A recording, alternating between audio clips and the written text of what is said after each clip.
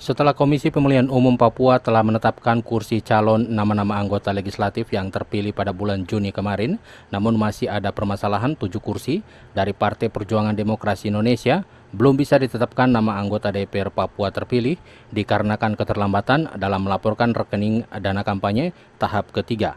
Maka Bawaslu Papua hingga kini belum menerima surat klarifikasi keterlambatan laporan rekening dana kampanye tahap ketiga dan bisa terancam cacat demi hukum.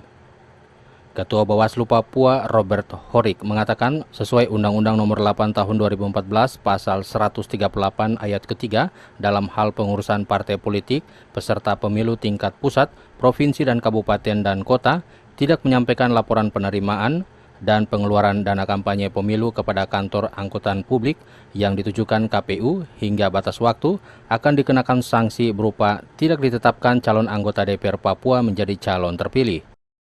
DPR adalah SK KPU 101 itu yang harus dipermasalahkan. Gitu. Terima pada tanggal 14 Mei itu ruangnya agak tertutup bagi kita untuk memproses. Tetapi kalau misalnya mereka belum menerima SK sampai hari ini, maka ruangnya terbuka di Bawaslu. Gitu.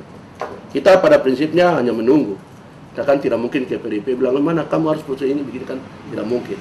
Kita menunggu apakah mereka bisa melapor ke kita. Sementara itu Ketua Forum Pembela Demokrasi Papua, Yan Matuan, mengatakan akan mengawal terus proses penetapan kursi calon anggota DPR Papua terpilih dan siapapun harus mentaati aturan karena ini menyangkut hak-hak politik warga negara. Partai politik yang tidak menyerahkan hasil laporan kampanye awal sesuai ketentuan Bawaslu 3 hari sejak mereka menerima SK penetapan SK KPU 101 3 hari lewat, tetap proses mereka ini kan tidak bisa diproses. Artinya demi hukum 7 kursi itu dianggap bisa hilang, itu ancam hukum.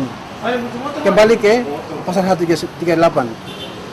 Jadi forum tetap kawal, kami tetap lakukan itu.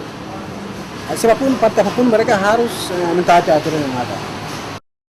Yan menyampaikan sepanjang Bawaslu mengikuti sesuai aturan yang ada, maka Forum Pembela Demokrasi Papua akan membackup Bawaslu Papua dan kalau memang Partai PDI Perjuangan terlambat berarti 7 kursi yang telah ditetapkan SK oleh KPU Papua bisa dibatalkan demi hukum.